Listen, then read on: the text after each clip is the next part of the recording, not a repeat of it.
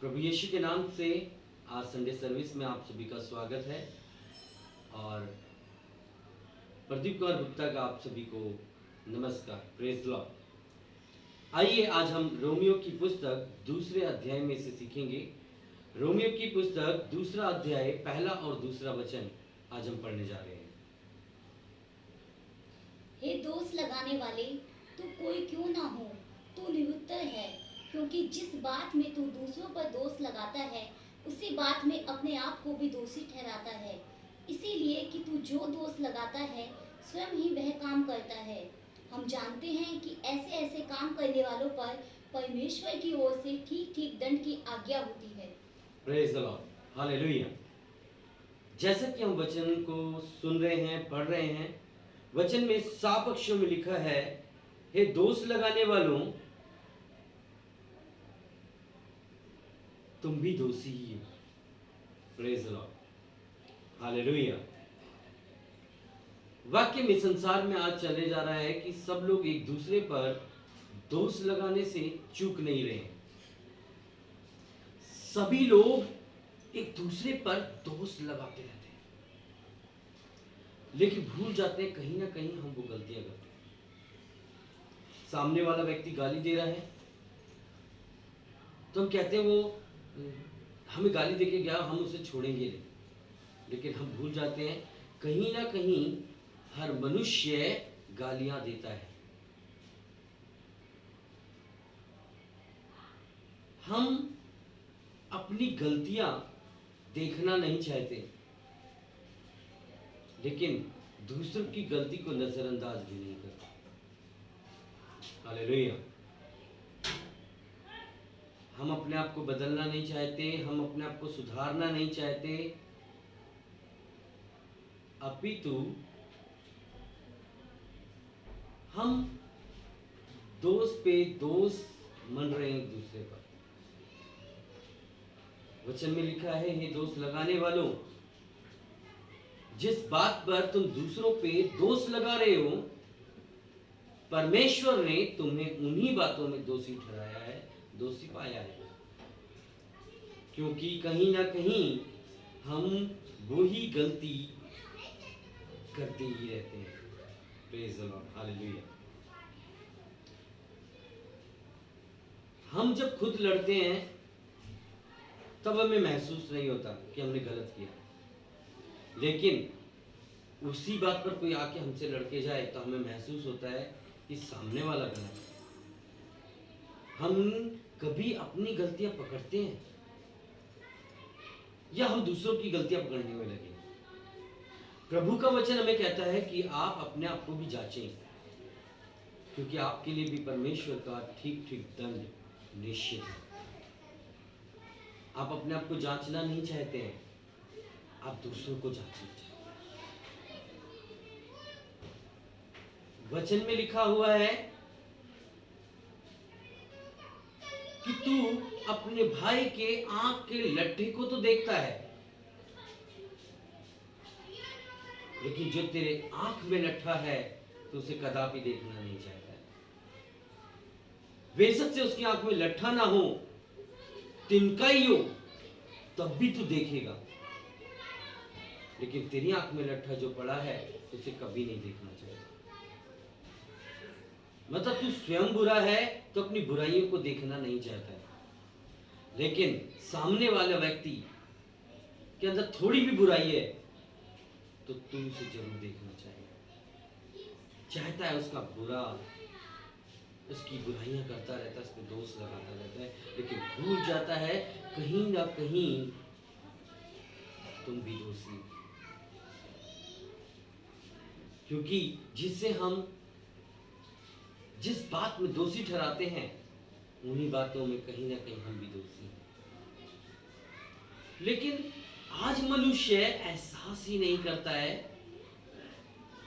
दोष लगाता है बस,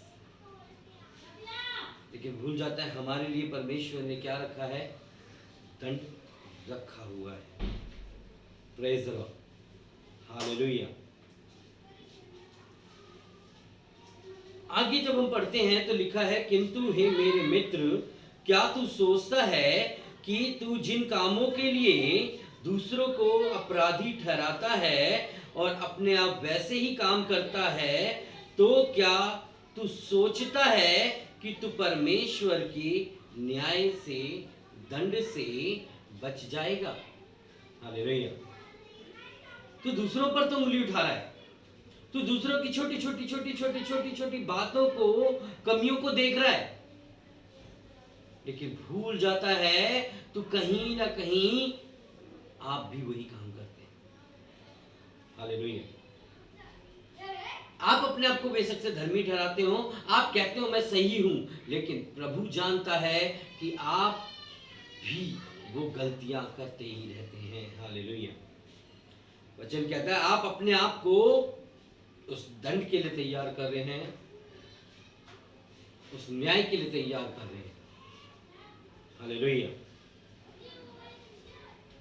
क्योंकि वाक्य में आज हम बदलना नहीं चाहते,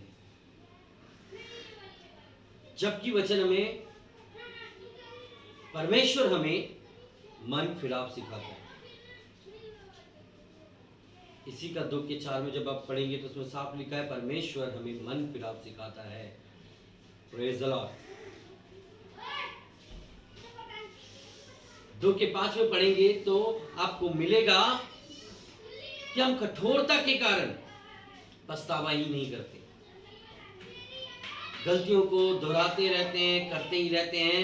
वचन कह रहा है कि हमारे लिए धन निश्चित है, हम कभी भी धन से बच नहीं पाएंगे। जिस तरीके से हम चाहते हैं सामने वाले व्यक्ति ने गलत किया है, उसे दंड मिलना चाहिए, तो आप भूल जाते हैं कि आप भी कहीं ना कहीं गलत हैं, तो आपको भी दंड निश्चित रूप में मिलेगा।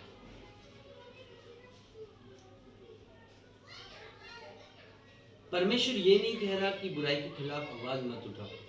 परमेश्वर ये कह रहा है कि हम अपने आप को भी बदलें, हम अपने आप को सुंदर और अच्छा बना दें, बेहतर बनाएं, जो परमेश्वर की निगाह में कलंकित ना हो। आगे हम पढ़ेंगे तो 2:7 में हमें मिलता है जो अच्छे कार्यों को करता है और अच्छे कार्यों में स्थिर रहकर अमरता की खोज में रहता है, वही अनंत जीवन का वारिस होता है। हम सोचें कि हम अच्छे काम ना करें और अमर होना चाहें, परमेश्वर के चरणों में जाना चाहें, परमेश्वर को पाना चाहें, तो वचन कहता है कि आप कभी भी अमरता को, अनंत जीवन को प्राप्त नहीं कर सकते। आपको उसके लिए परमेश्वर के समीप बनना बहुत जरूरी है, परमेश्वर की महान अगुवाई में चलना बहुत जरूरी है, सच्चाई और खराई से जीवन बिताना बहुत जरूरी है। वचन कहता है दंड की आज्ञा उन्हीं के जीवन में आती है जो सच्चाई और खराई और अच्छाई में नहीं चलते। कलेश और संकट उनके जीवन के लिए निश्चित है, जो बुरे कार्य और सुख, आनंद और प्रेम उनके जीवन के लिए निहित है, जो भलाई और अच्छाई के बारे में। तो आइए आज से हम सभी लोग एक पढ़ लें प्रभु यीशु के सामने कि हम अच्छा, भला और प्रभु के समीप बेहतरीन तरीके से प्रभु के वचन के अनुसार चलने के लिए तैयार है। और मैं विश्वास करता हूं कि आज का वचन आपके जीवन, आपके हृदय को एक नया बदलाव की ओर लेके चलेगा, और ये वचन आपको बेहतरीन और बेहतरीन, बेहतरीन और बेहतरीन बनाता हुआ निकलेगा। प्रभु यीशु में इस वचन के साथ आप सभी को परमेश्वर का प्रेम, अनुग्रह और शांति सदा सर्वदा काल तक प्रदान होती रहे। यीशु के नाम से धन्यवाद के साथ आमेन।